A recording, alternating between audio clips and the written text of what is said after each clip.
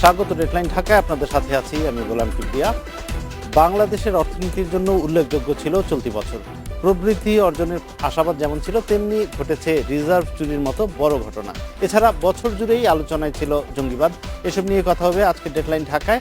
কথা বলতে স্টুডিওতে আছেন বাংলাদেশ ব্যাংকের পরিচালনা পর্ষদের সদস্য ডক্টর জামাল উদ্দিন আহমেদ এবং ডিবিসি নিউজের সম্পাদক জাহিদুল হাসান পিন্টু।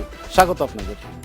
যেটি বলছিলাম যে এবছর অর্থনীতি খাতে তো অনেক ঘটনা ঘটেছে, কিন্তু যেটি সবচেয়ে আলোচিত হয়েছে সেটি হচ্ছে যে আপনার রিজার্ভ চুরির ঘটনা। সেটি নিয়ে অনেক আলোচনা এবং আমাদের জন্য, বাংলাদেশের জন্য এটি একটি নজিরবিহীন ঘটনা। কেন্দ্রীয় ব্যাংকের পরিচালনা পর্ষদের সদস্য হিসেবে আপনার কাছে জানতে চাই, আপনি কিভাবে দেখছেন বিষয়টি? বাংলাদেশের শত অর্জনের মধ্যেও কেন্দ্রীয় ব্যাংকের যে রিজার্ভ চুরির ঘটনা, এটা একটা এক্সেপশনাল কেস। ওইটা নর্মালি আমাদের দেশের হিস্ট্রিতে 45 ইয়ার্সের ভিতরে আমরা এই ধরনের পরিস্থিতি দেখি নাই। কিন্তু দেখা গেছে যে অন্যান্য দেশেও, অনেক দেশে হয়েছে, এই বছরও আরও 2টা দেশে পত্রপত্রিকায় যেটা আমরা দেখেছি এটা হয়েছে।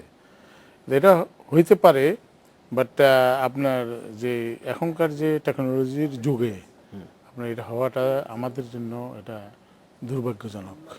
এবং সেই বিষয়টির ব্যাপারে বাংলাদেশ ব্যাংক সহ দেশের অর্থ মন্ত্রণালয়, তার ব্যাংকিং মিনিস্ট্রি সবাই কিন্তু আপনার এটার ব্যাপারে মানে অরিড। এটা যাতে ভবিষ্যতে না হয়, এটার জন্য পর্যাপ্ত ব্যবস্থা নেওয়ার জন্য প্রতিটা বিভাগ থেকে এটার একটা জোরদার একটা চাপ আছে। সেই ক্ষেত্রে বাংলাদেশ ব্যাংকে এখন আপনার তাদের যে 2টা রিপোর্ট অলরেডি সিআইডি এবং আপনার যে মাননীয় সাবেক গভর্নর যে সাবেক গভর্নর ফরাসউদ্দিন স্যারের যে রিপোর্ট, এই রিপোর্ট এবং সেন্ট্রাল ব্যাংকের যে ইন্টারনাল যে রিপোর্ট, এগুলো সব মিলে কিন্তু একটা টার্মস অফ রেফারেন্স তৈরি করা হচ্ছে যে যাতে ভবিষ্যতে আমাদের এখানে এই ধরনের আর ঘটনা না ঘটতে পারে, টেকনোলজিক্যালি এবং মেন্টালি। এই রিজার্ভ চুরির ঘটনার পাশাপাশি আরো কিছু ঘটনা এই বছর ঘটেছে, যেমন আমরা দেখেছি ক্রেডিট কার্ড জালিয়াতির মতো ঘটনা ঘটেছে। যখন এরকম ঘটনাগুলো ঘটে তখন সাধারণ গ্রাহক যারা, ব্যাংকের যারা, তারা তো তাদের আমানত নিয়ে শঙ্কিত হয়ে পড়ে। ব্যাপারটা কি এরকম যে আমাদের ব্যাংকিং খাত এই সাইবার ক্রাইমগুলোর মোকাবেলা করার মতো যথেষ্ট এখনো সক্ষমতা অর্জন করেনি? আপনি দেখুন, আমাদের দেশে যে টেকনোলজি এবং আইসিটির যে অ্যাপ্লিকেশনটা, সেটা আমরা কিন্তু একটা প্রাথমিক পর্যায়ে আছি। যে কারণে উন্নত দেশে অন্যান্য জায়গায় আপনার যে ডেভেলপমেন্টগুলো হয়েছে, সেই ডেভেলপমেন্টের পুরো জিনিসটা আমরা কিন্তু উই কুড নট অ্যাডপ্ট। এটা কিন্তু আমাদেরকে স্বীকার করতে হবে, কারণ আমাদের সেইটা নিশ্চিত না করে বিষয়টা ইন্ট্রোডিউস করা কিরকম ফেস করার জন্য আমাদেরকে যে স্কিল ম্যান পাওয়ার দরকার এবং মাইন্ডসেট দরকার, সেটা বাংলাদেশে এখনো কিন্তু পুরোপুরিভাবে উপস্থিত না। এটা কিন্তু আপনার ওল্ডার জেনারেশন অফ পিপল, তাদেরকে যদি আপনি আইসিটি ট্রেনিং দিতে চান, যেই লোকের বয়স 25-26 বছর চাকরিতে হয়ে গেছে, তাকে এখন আইসিটি ট্রেনিং দিলে সেটা কিন্তু you can not apply that, সেটা ওনার কাছে অ্যাকসেপ্টেবল হবে না। যেই কারণে আমরা এখনও আইসিটির উপরে যে নির্ভরশীলতা এবং এই রিজার্ভের যে সিস্টেমটা, এটা মোস্টলি ইলেকট্রনিক ডিভাইসের মাধ্যমে হচ্ছে। সেই ক্ষেত্রে আমাদের যে দুর্বলতা আছে, এটা আমাদের বাংলাদেশের, এটা অস্বীকার করলে এটা ভুল হবে। এটাকে ওভারকাম করার জন্য আমাদের যেটা দরকার ছিল, সেটা আমরা পুরোপুরিভাবে করতে পারি নাই। কারণে আমাদের একটা জিনিস হলো যে টেকনোলজির প্রতি আমাদের যে ওল্ডার জেনারেশনের আমাদের যে অনীহা, এবং নতুন জেনারেশনে তো টপ লেভেলে তারা কিন্তু অ্যাকুইন্টেড না। এখনও পর্যন্ত আপনি দেখেন হাই লেভেলের লোকজন কয়জনে আইসিটির অ্যাপ্লিকেশনটা ইউজ করতে পারে না। এটা একটু সময় লাগার কথা, এটা সময় লাগবে। সেই ক্ষেত্রে এই দুর্বলতাকে সুযোগ নিয়েই আপনার, এছাড়াও আমরা আরেকটা দেখছি যে বিভিন্ন কনসালটেন্টের উপর আমরা ডিপেন্ডেন্ট হয়ে গেছি বেশি, এবং অনেকে সন্দেহ করে, অনেকে সন্দেহ করে যে মানে বাইরের দেশে রাস্তায় মানে ভবঘুরে তাদেরকে টাই স্যুট পরে এখানে আনি আপনার কনসালটেন্ট বানিয়ে দিচ্ছে। অনেক কনসালটেন্ট এখনো বাংলাদেশে আছে যারা যাচাই করার মতো লোক তো এই দেশে অবশ্যই যাচাই করার অবশ্যই লোক আছে, কিন্তু সেই যাচাই তো সঠিকভাবে হচ্ছে না। এটা হলো বিভিন্ন ডোনার এজেন্সির প্রেশার, এবং প্রেশার দিয়ে যে সমস্ত যেগুলোর অর্থায়ন বিদেশি দাতা সংস্থা আপনার দিচ্ছে, তারা এমন কন্ডিশন দিয়ে রাখে যেখানে আপনার বিদেশি লোক নেওয়া ছাড়া consultant you have no option. অথচ অল্টারনেটলি যদি আমরা চিন্তা করি বাংলাদেশের ভিতরে এই ধরনের এখানে একটু resource আমি যদি ইন্টারাপ্ট করি available আপনাকে, আছে। আপনি বলছিলেন যে আমাদের দেশে অভ্যন্তরীণ যে মানে আমাদের যে মানব সম্পদ সেইখান থেকে আসলে যত যোগ্য লোকটাকে পাওয়া মুশকিল আইসিটি সেক্টরে।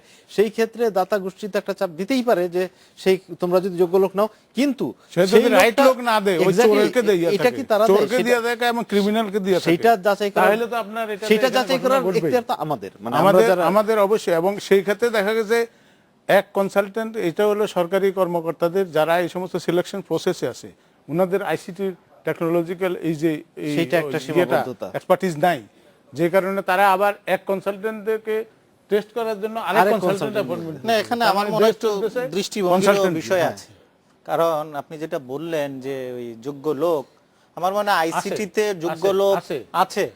আমরাও চিনি জানি এমন লোক সেই দেশের লোকটাকে বাইরেও বাঙালি সঠিক লোকটাকে সঠিক জায়গায় বসানো। না, এটাই- because এটা তো আমার selection তো চিন্তা করে এখানকার বের করে লোকই আনতে করতে হবে। হবে। এটা বাইরে থেকে সেটাই আনতে বললাম। হবে। This is the responsibility এই of জায়গায় those who policy are making এর problem। responsible for selecting those guys. Exactly. এবং সেই ক্ষেত্রে তারা যদি সেটা না দেখে, তাহলে তো বাইরের লোক আসবে, এবং বাইরের লোক আসার পরে আপনার ধরেন আপনার যে কোনো জায়গায় যদি আপনি ডাকাতি করতে চান, তাহলে আপনি কি একদিনে যে ডাকাতি করবেন? নো, আপনাকে একটা প্রিপারেটরি গ্রাউন্ড তৈরি করতে হবে, আশেপাশে সে রেখি করে এবং সেই খোঁজখবর নেয়, খোঁজখবর নিয়ে তারপরে ঘটনাটা ঘটায়।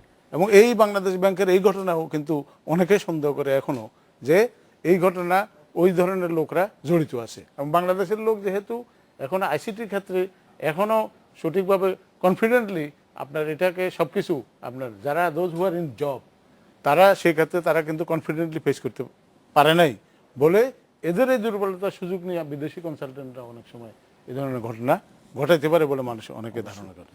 এই অর্থনীতির বিষয় তো গেল, আরেকটা বিষয় যেটা সবচেয়ে বেশি আলোচিত ছিল এই বছর 2016 সালে, সেটা হচ্ছে জঙ্গিবাদ। এই 2016 সালের সময়গুলোতে যদি আমরা একটু ফিরে তাকাই, এই জঙ্গিবাদে কি কি নতুন মাত্রা যোগ হয়েছে? না, তার আগে আমি একটু আচ্ছা, এটা ওনার নিয়ে এই বলে বিষয়টা নেন। নিয়ে একটু কথা বলি। Sure. সেটা হলো আপনার প্রথমত আমার ব্যাংকিং সেক্টর, আমি যদি ওভারঅল ব্যাংকিং সেক্টর, আমি যদিও ব্যাংকিং সেক্টরের লোক না, আমি যা দেখলাম পত্রপত্রিকায় গণমাধ্যমের রিপোর্ট পড়ে, এই আপনি যে গেল বছরটা যদি মূল্যায়ন করতে বলেন, আমি বললাম ব্যাংকিং সেক্টরটা মানে অস্থিরতাই ছিল। কারণ ওখানে আমি আমার হিসাবে ওখানে ম্যানেজমেন্টে বড় ধরনের ঘাপলা আছে, বিশেষ করে পলিটিক্যাল ইন্টারভেনশন ওখানে বলতে পারেন। এই যে বেসিক ব্যাংকের এত বড় ঘাপলা, সেটা নিয়ে কিন্তু আমি তেমন কোনো উদ্যোগ আমি সরকারের দেখলাম না এখানে। এটা একটা। আরও যদি আপনি শুরুতেই বলছিলেন ওই যে এটিএম কার্ডের রিজার্ভ, তারপরে খেলাপি ঋণ বাড়ছে। এই সব মিলিয়ে যদি আমি বলি ব্যাংকিং সেক্টরটা এই যে সহজ ভাষায় যেটা লুটিপুটে খাওয়ার কথা বলে, অত বাজে শব্দ ব্যবহার না করলেও এই সেক্টরটা নিয়ে মানে ৯/৬ ঘটেছে, এটা অস্বীকার করার উপায় নেই। তারপরে আপনার এই আরো একটা যদি বলি যে রিজার্ভের কথা বললেন, যে উনি তো কিছু ইঙ্গিত দিলেন যে কারা এটার সঙ্গে যুক্ত হতে পারে। আমি এজ এ সিটিজেন, ওই যে রিজার্ভের টাকাটা তো আমার টাকা, আপনার টাকা, হ্যাঁ, এটা তো কারো বাপদাদার টাকা না, হ্যাঁ, এটা জনগণের টাকা। তো জনগণের রাইট ছিল দায়ীদের বিরুদ্ধে কি ব্যবস্থা নেওয়া হয়েছে সেটা জানা। হ্যাঁ, গত ফেব্রুয়ারির ঘটনা, 1 ফেব্রুয়ারি আসতে শুরু করলো। নানান যুক্তি থাকতে পারে যে আমরা যদি প্রচার করে দেই বা রিপোর্ট ফাঁস করে দেই তাহলে আমাদের টাকা আনতেও সমস্যা হবে, নানান যুক্তি দেওয়া হচ্ছে অর্থমন্ত্রী নিজেও বলছেন। কিন্তু আলটিমেটলি আমি কি পেলাম? $1.5 কোটি ফেরত পেয়েছি গত মানে এই যে ফেব্রুয়ারি থেকে এই ডিসেম্বরের এই ঘটনার মধ্যে। কিন্তু আমার এখানে যদি কেউ জড়িত থেকে থাকে, তার দৃষ্টান্তমূলক শাস্তির আমি কোনো ব্যবস্থা আমি দেখিনি। হ্যাঁ, এই যে সিআইডি রিপোর্ট বলেন বা ফরাসউদ্দিন সাহেবের রিপোর্ট বলেন, শুনি গত পরশু আমি সিআইডির এই কর্মকর্তার কাছে তার কথা শুনতেছিলাম টিভিতে, উনি বলতেছেন আমরা এই সাবেক গভর্নরকেও সন্দেহের ঊর্ধ্বে রাখছি না। এই যে বক্তৃতা দিচ্ছেন, তো সন্দেহের ঊর্ধ্বে রাখছো না, তো সন্দেহের মধ্যে এনে তুমি কি করেছো? কাকে? এই যে বাংলাদেশ বিমানের ঘটনা যদি বলেন যে 8 জনকে আপনি সাসপেন্ড করলেন, আরো 8 জনের কে রিমান্ডে, আরো 8 দিনের রিমান্ডে নিলেন। তো এই ঘটনায় আমার দেশের যদি কোনো ব্যক্তি জড়িত থাকে, কি করলেন তার বিরুদ্ধে? কোনো রকমের আমরা কিন্তু দেখিনি। এই জিনিসগুলো হয় কি পরবর্তীতে আবারও এই ঘটনা ঘটানোর আশঙ্কা আমাদেরকে মুক্ত রাখতে পারে না। এইটা। আর আপনি সেকেন্ডলি যেটা আসতেছেন জঙ্গিবাদ, এটা তো আপনার বড় ইস্যু বাংলাদেশের জন্য। এটা শুধু বাংলাদেশ না, জঙ্গিবাদ যদি বলি সারা বিশ্বে এখন 70টা দেশ আপনার জঙ্গিবাদে আক্রান্ত। আমার দেশের শিক্ষা হলো আমরা এটা স্বীকার করতাম না। এই হোলি আর্টিজানে 1 জুলাইয়ের ঘটনার আগ পর্যন্ত আমাদের রাষ্ট্র বলেন, সরকার বলেন বা সিভিল সোসাইটি বলেন, অপোজিশন বিরোধী রাজনৈতিক দল বলেন, কেউই এটাকে সিরিয়াসলি নেয়নি। আমরা বিভিন্ন সময় বলে আসছি, লিখে আসছি, চোখে আঙ্গুল দিয়ে দেখিয়ে দেওয়ারও চেষ্টা করেছি, কিন্তু এটাকে একটা ছোটখাটো সমস্যা যেটা সমাধান করা যায় বলে মনে করেছি। এই প্রসঙ্গে একটু বলি, বাংলা ভাইয়ের যখন ইন্টারভিউ ছাপা হচ্ছে, গাছে মৃতদেহ ঝুলিয়ে রাখার ছবি ছাপা হচ্ছে, তখনও তৎকালীন সরকার অস্বীকার করেছেন। তো এটা একটা আমাদের প্র্যাকটিস। শুনেন, দেখেন বাংলা ভাইয়ের ঘটনায় 2004 সালে আপনি যে ছবির বগুড়ায় 2004 সালের এপ্রিলে, হ্যাঁ, বাংলা ভাইয়ের ইন্টারভিউ করলাম আমরা, ইন্টারভিউ ছাপা হলো পত্রিকায়, এরপরও বলতেছেন যে আপনার এটা মিডিয়ার বলা হয়েছে। দেখেন এখন বাংলা ভাইদের যে জেএমবি বা জঙ্গিবাদ, এখনকার জঙ্গিবাদের মধ্যে পার্থক্য আছে, সেইটা অস্বীকার। আর ওই জেএমবি আর এই জেএমবির কাজকর্ম ধরনও পার্থক্য আছে। এখনকার জেএমবি, এটা যদিও সরকার বলছে নব্য জেএমবি বলতে আসলে কিছু নেই। আইএস এর মতো ধারার একটা মানে ক্ষুদ্র কিছু ব্যক্তি, এটা এমন না যে আপনার পুরনো জেএমবির কথা যদি বলেন, এটা একটা সাংগঠনিক কাঠামো ছিল। হ্যাঁ, তার একটা মজলিসে শুরা থেকে আপনার ওই অপারেশনাল কমান্ডার থেকে আরম্ভ করে একদম নিচ পর্যন্ত এটা ছিল, সারা দেশে কম বেশি হলো ছিল। কিন্তু এখন নব্য জেএমবি যেটা সরকার বলছে, এটার কিন্তু কোনো সাংগঠনিক স্ট্রাকচার নাই। কতজন ব্যক্তি ইন্ডিভিজুয়ালি বা স্ক্যাটার্ড হয়ে বা সাংগঠনিক স্ট্রাকচার নাই, নাকি সরকারের কাছে তথ্য নাই, কোনটা? না, এটা সাংগঠনিক স্ট্রাকচার এখন পর্যন্ত আমরা পাইনি। কারণ যতজন অ্যারেস্ট হয়েছে বা যতজনের এই যে তাদের তো কমিউনিকেশনগুলো রিকভার হচ্ছে, হ্যাঁ, তাদের ওই মেইল করা বলেন, পেন ড্রাইভ বলেন, ল্যাপটপে বলেন, তাদের নানান তথ্য তো পাওয়া যাচ্ছে, যে তথ্যগুলো এই হোলি আর্টিজানের আগে ওইভাবে সরকারের কাছে ছিল না বা খুঁজতে চেষ্টা করেনি। আমরা একটা বিরতি নিয়ে আসি, এই প্রসঙ্গে আমরা আরো কথা বলবো। বিরতি থেকে এসে এখান থেকেই শুরু করবো, আবার অতিথিদের সাথে আরো কথা হবে। একটি বিরতির পর সাথেই থাকবেন। বিরতির পর ফিরে এলাম ডেট নাইন থেকে। যে বিষয়ে কথা হচ্ছিল পিন্টু ভাই, জঙ্গিবাদ নিয়ে। আমি যেটা বলছিলাম আপনার যে 2016 কথা যদি বলেন, যে আমরা তো জঙ্গিবাদ গত 2 দশক ধরেই দেখে আসছি। 2016টা একটু ভিন্ন মাত্রা যুক্ত হয়েছে, কারণ হলো আপনার হোলি আর্টিজানের এটা একটা, বিশেষ করে আপনার বিদেশিদের ধরে ধরে হত্যা করার বিষয়টা একটু। এটা কিন্তু হোলি আর্টিজান দিয়ে শুরু না পিন্টু ভাই, একটু যদি পিছনে তাকান, আগে আপনার টার্গেটেড কিলিং, হ্যাঁ, শুরু হয়েছে 2016তেই টার্গেটেড কিলিং হয়েছে। এই টার্গেটেড কিলিং এ আপনার হিসাব যদি বলি, তার আগের বছর হয়েছে আমাদের হিসাবে 29 জন, আর 2016 হয়েছে 55 জন। হ্যাঁ, এর মধ্যে ওই যে বিশেষ করে আপনার ওই যে জাপান, ইতালি এসব সিটিজেন যখন হলো, এটা আসলে চোখে আঙ্গুল দিয়ে সরকারকে দেখিয়ে দিয়েছে যে কোনো ইস্যুকে যদি আমরা সিরিয়াসলি না নেই, তাহলে কতটা ভয়াবহ ফলাফল আসতে পারে। যেটা আমি বললাম, 15-এ তো আমরা এটাকে সিরিয়াসলি নেইনি। 15-এ 29 জন মারা গেল। হ্যাঁ, এটা আসলে 2014-13-এই এটা শুরু হয়ে গেছে, কিন্তু আমাদের সরকার একটু দ্বিধান্বিত ছিল বা স্বীকার করতে চাইতো না, অথবা মানতে চাইতো না যে এরা ভিতরে ভিতরে কতদূর শক্তি সঞ্চয় করছে। দেখেন, এটা বড় রকমের শক্তির দরকার পড়ে না, আপনি একাও 10 জন মানুষকে খুন করতে পারেন। হ্যাঁ, কিন্তু ওই যে একা আপনার ওই জঙ্গি তৈরি হওয়ার উপাদান যদি আপনার রাষ্ট্রে বা সমাজে বিদ্যমান থাকে, তাহলে কিন্তু আপনি এই যে মেরে ধরে বা অ্যারেস্ট করে এটা সমাধান করতে পারবেন না। এখন পর্যন্ত আমি যেই কথাটা বলতে চাচ্ছি যে হ্যাঁ, মারা গেছে, আমরা নতুন করে ঘুরে দাঁড়িয়েছি, পরে পুলিশ অভিযানে, এই হোলি আর্টিজানের পরে পুলিশ যে 10টা বড় অভিযান করলো, 35 জন জঙ্গি মারা গেল, আরো 35 জন হয়তো মারা যাবে যদি আরো অভিযান চালায়। কিন্তু আমার সমাজ থেকে ওই জঙ্গির সৃষ্টির উপাদান দূর করার জন্য কোনো কৌশল আমরা কিন্তু এখনো নেই। সেটা হলো সবচেয়ে বড় আতঙ্কের জায়গা। এইভাবে যদি চলতে থাকে, আপনি অ্যাডমিনিস্ট্রেটিভলি প্রশাসনিক উপায়ে আপনি দমন করার একটা চেষ্টা করবেন, এটা দমন হবে না, হয়তো কিছুটা কন্ট্রোলে থাকবে।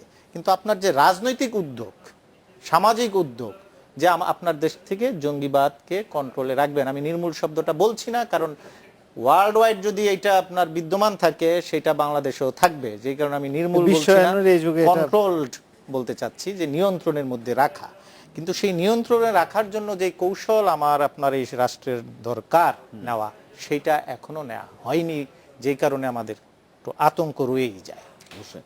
এই যে জঙ্গিবাদের কথা হচ্ছিল 2016 সালের হোলি আর্টিজানের ঘটনা বললেন, শোলাকিয়ায় আমরা দেখলাম অনেক বড় বড় ঘটনা দেখেছি। অর্থনীতির ক্ষেত্রে বিশেষত ব্যাংকিং সেক্টরে যদি আমরা বলি, এটার ইম্প্যাক্টটা কি, এটার কি প্রভাব পড়েছে? এটাতে আসার আগে যদি বলি যে আপনার ধরেন 70-এর দশকে অনেকগুলো দেশ কিন্তু আপনার মিডল ইনকাম কান্ট্রি হয়ে, যেমন আলজেরিয়া, তারপরে ইজিপ্ট, তারপরে আপনার ধরেন আরও বেশ কয়েকটা দেশ, এরা কিন্তু আপনার ইরান, এরা কিন্তু আপনার অনেকটা ডেভেলপ কান্ট্রির দিকে যাচ্ছিল। কিন্তু ওখানে যে মৌলবাদের জন্মের মধ্য দিয়ে এদের কিন্তু ওই উন্নতির গতি দ্বারা তার নিচের দিকে উল্টা দিকে চললো।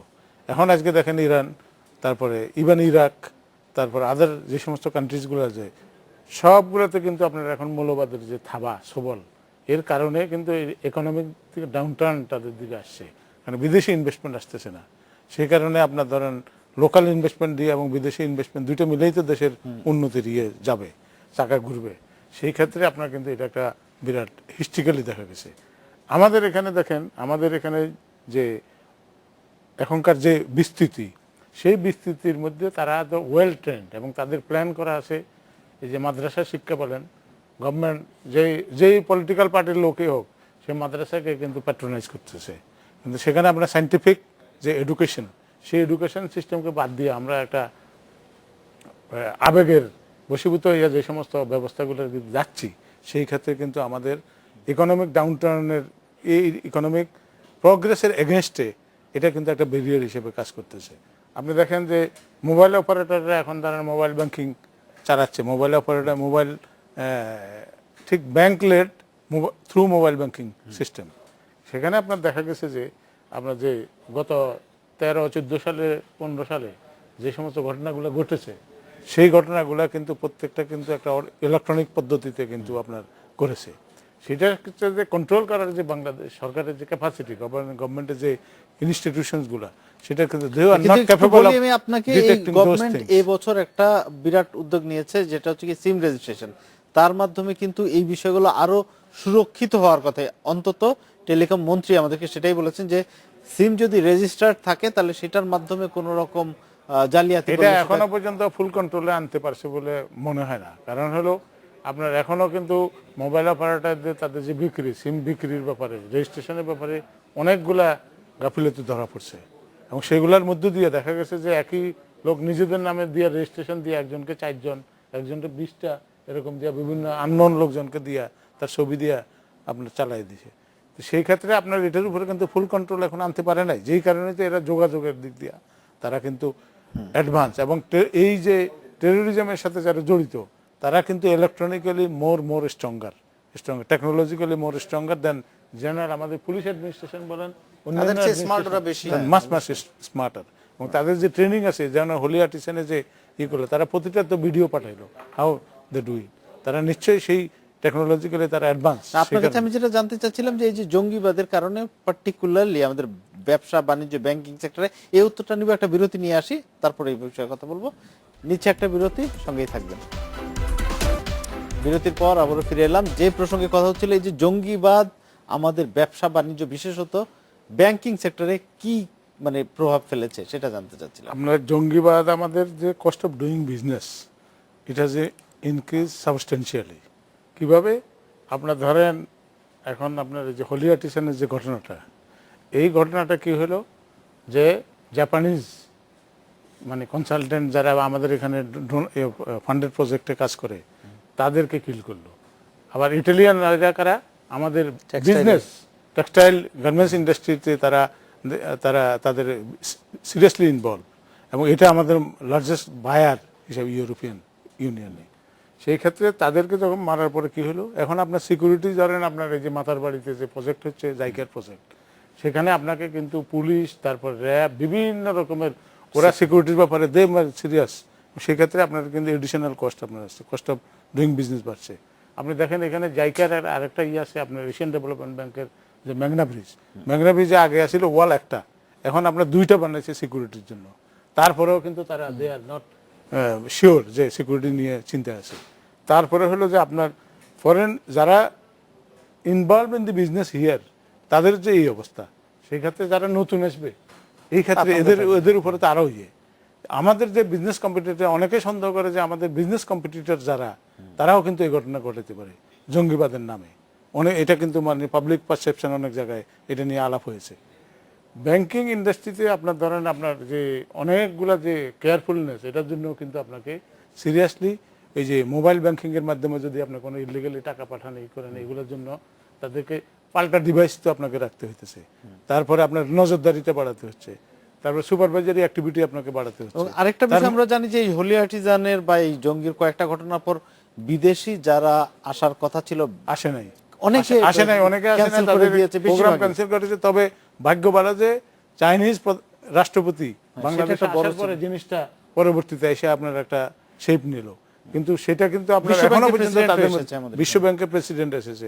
এই সমস্ত আপনার সরকারের যে দৃঢ়তা জঙ্গিবাদের বিরুদ্ধে, সেটা ছিল, কিন্তু রাজনৈতিকভাবে যেভাবে তাদেরকে ফেস করা দরকার, যেটা উনি আমাদের সাংবাদিক সাহেব যেটা বললেন, যে সেটা কিন্তু আমরা উই কুড নট ফেস। ওই প্রসঙ্গে যাচ্ছি পিন্টু ভাই। এই যে এখন আমরা সাম্প্রতিক সময় দেখলাম যে পুলিশ কিন্তু বেশ কয়েকটা সফল অভিযান চালিয়েছে, আমরা কল্যাণপুর থেকে শুরু করে নারায়ণগঞ্জে, তারপর সাম্প্রতিক সময়ে আশকোনায় বেশ কয়েকটা। তো এইগুলো কিভাবে দেখছেন আপনি? দেখেন, এই জঙ্গিবাদ দমনের কাজটা কিন্তু পুলিশের না, নিয়ন্ত্রণের কাজটা না। এরা তো রিঅ্যাক্টিভ করবে, তারা একটা ঘটনা ঘটাবে যখন তারা গিয়ে ওখানে ই করবে বা ইন্টেলিজেন্স গ্যাদার করবে। হ্যাঁ, জঙ্গিবাদ তৈরি হয় কেন সেটা তো আপনি এটা নরমাল চোর পুলিশ বা ছিনতাইকারী ডাকাতি আর 10টা অপরাধের মতো সোশ্যাল ক্রিমিনাল না, এটা একটা আইডিওলজিও তো। সেটা আপনি আইডিওলজি বলেন, ডগমা বলেন, যেভাবেই বলেন, হ্যাঁ, তো সেইটা দমন করার জন্য তো আপনার একটা রাজনৈতিক কর্মসূচি লাগবে। তো এখন আপনি ধরলেন, আপনি জঙ্গি এই যে 35 জন মারা গেল গত আপনার 6 মাসের হিসেবে, ধরেন আরো 35 জন মারা যাবে, বা আরো 500 জন জঙ্গি বাংলাদেশের মেরে ফেললেন, এরপরে আবার নতুন করে যে 500 জন জঙ্গি জন্ম নিবে না, সেই নিশ্চয়তাটা কোথায়? সেই জায়গাটা যদি আপনি যেতে চান যে এই দেশে আর জঙ্গি জন্ম নেবে না, তাহলে তো আমার সমাজটাকে ওইভাবে গড়ে তুলতে হবে। আমার আতঙ্ক কিন্তু অন্য জায়গায়, যে এমন জঙ্গি আপনার হয়তো দমন করা যাবে প্রশাসনিক উপায়ে, জেএমবি বা হরকাতুল জিহাদ যেটা হয়েছিল, আপনার দেখেন সেই 92-তে হরকাতুল জিহাদের জন্ম, 98-এ জেএমবির জন্ম। হ্যাঁ, তো এগুলো অনেকটা কন্ট্রোলে চলে আসছিল। তো 2014-এ এসে আমি তো আইএস পেলাম, তাই না? এখন আইএস এর এই জঙ্গিদেরকে যদি আমরা দমন করে ফেলি, 2018-এ বা 2020-তে বা 2030-তে অ্যানাদার ভার্সন আসবে না, যদি আপনার সমাজে সেই উপাদানগুলো বিদ্যমান থাকে। তা আমার তো আতঙ্কটা ওই জায়গায়। এটা তো আমাদের সমাজ বলে কথা না, এখন বিশ্বায়নের এই যুগে আমরা তো একটা সেটাই বললাম, বিশ্বায়নের এই যুগে আমার দেশটাকে তো ওই জায়গায় নিয়ে যেতে হবে যে পৃথিবীর অন্য জায়গায় যতই জঙ্গিবাদের ঘটনা ঘটুক, আমার দেশে যেন সেটার ঢেউটা আমার এখানে না হয়, সেই চেষ্টাটা তো আমার থাকতে হবে। এটা বলে তো আপনার প্রবলেম ডাইভার্ট করতেছেন আমরা অন্যদিকে। হ্যাঁ, তো দেখেন আমার দেশের, আমি তো এই যে আমার রাষ্ট্রের কাঠামোর মধ্যে ধর্মীয় মৌলবাদ ঢুকেছে, এটা আমি স্বীকার করি আর না করি। আমার গণতান্ত্রিক প্রক্রিয়ার মধ্যে আপনার জঙ্গিবাদ ঢুকে পড়েছে, মানে মৌলবাদ ঢুকে পড়েছে, বা মৌলবাদের সিম্প্যাথাইজাররা ঢুকে পড়েছে, আমার অ্যাডমিনিস্ট্রেশনে মৌলবাদের ঢুকে পড়েছে। এটা তো অস্বীকার করতে পারছি না, যতই বলি আমরা। কিন্তু আমার প্রশাসনে বলেন, আমার রাজনীতিতে বলেন, আমার রাষ্ট্রের অবকাঠামো বলেন, সব জায়গায় আমি দেখছি জঙ্গিবাদের বা মৌলবাদের আপনার সিম্প্যাথাইজাররা রয়ে গেছে। তো এই জায়গাটা থেকে নিউট্রাল করতে হলে আপনার কর্মসূচি ওই রকম হতে হবে যে না, আমি কোথাও ওই যে জিরো টলারেন্স যেটা বলি, সেটা শুধু প্রশাসনিক উপায় না, জিরো টলারেন্স জঙ্গি দেখলাম গুলি করে মেরে ফেললাম, এটা দিয়ে আপনার সমাধান হবে না। আপনার ওই কার্যকর কৌশলটা নিতে হবে। এই যাবৎকাল পর্যন্ত সরকার কৌশল যা নিয়েছে সেটা তো ব্যর্থ হয়েছে। সেটা ব্যর্থ না হলে তো আপনার হোলি আর্টিজানের ঘটনা ঘটে না। আমি ওনার সাথে একটা জিনিস অ্যাড করতে চাই। আপনি ধরেন কেপিআই, যে সমস্ত কেপিআই আছে, ব্যাংকিং ইন্ডাস্ট্রি যে কেপিআই, ইলেকট্রিসিটি ইন্ডাস্ট্রি যে কেপিআই, গ্যাস ইন্ডাস্ট্রি যে কেপিআই, অবশ্যই এই কেপিআই গুলাতে আপনার ধরেন যদি জঙ্গিবাদের লোক আসে না, হ্যাঁ, তাহলে তো এটা অস্বীকার করতে পারি। ইউনিভার্সিটির শিক্ষা ব্যবস্থার মধ্যে আপনার জঙ্গিবাদ নাই। আপনি ধরেন নর্থ সাউথ ইউনিভার্সিটির নামে আমরা বলতেছি যে নর্থ সাউথে জঙ্গি আছে, কিন্তু রাজশাহী ইউনিভার্সিটিতে নাই, চট্টগ্রাম অবশ্যই এটা সিঙ্গেল আউট বিশ্ববিদ্যালয় সব জায়গায় বিশ্ববিদ্যালয়ে আমরা একটা বিরতি নিয়ে আসি। সুতরাং এইটা এদেরকে মূলোৎপাটন যখন আপনি ওখানে সিস্টেম থেকে করবেন, আমরা তখনই একটা আপনার বিরতি নিয়ে আসছি, বিরাট আবার একটা বিরতি নিয়ে আসছি, আবার একটা বিরতি নিচ্ছি, সাথেই থাকবেন। আবারও ফিরে এলাম ডেডলাইন ঢাকায়।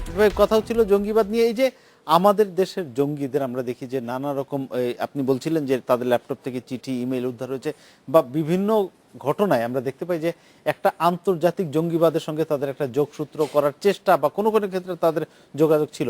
এইটা কি ভিন্ন কোনো বার্তা দিচ্ছে বা ভিন্ন কোনো মাত্রা যোগ করে? না, দেখেন এই জঙ্গিগুলো আমাদের নিজস্ব ঘরের জঙ্গি হলেও তারা তো আন্তর্জাতিক ভাবে যোগাযোগের চেষ্টা আজকে নতুন নয়। সেটা আপনার প্রথমেই যদি ভাবেন যে এই দেশের জঙ্গি আসলো কোত্থেকে, সেটাও কিন্তু আপনার এই আফগান ফেরত এরা, বা 80 দশকের শেষে আসলো, বা 96 এর পরে আমরা দেখলাম জেএমবি ঘটনার পর তারা অনেক চেষ্টা করেছে। বিশেষ করে আপনি যে শায়ক আব্দুর রহমান যে জেএমবির প্রধান, তার যে জবানবন্দি আমরা 2003-তেই দেখেছি। 2003-তে আল কায়দার সঙ্গে যোগাযোগের চেষ্টা করেছিল, কিন্তু আল কায়দা বলে দিয়েছে বাংলাদেশে এই জেহাদের কোনো সম্ভাবনা নাই, তারা এফিলিয়েশন দেয়নি।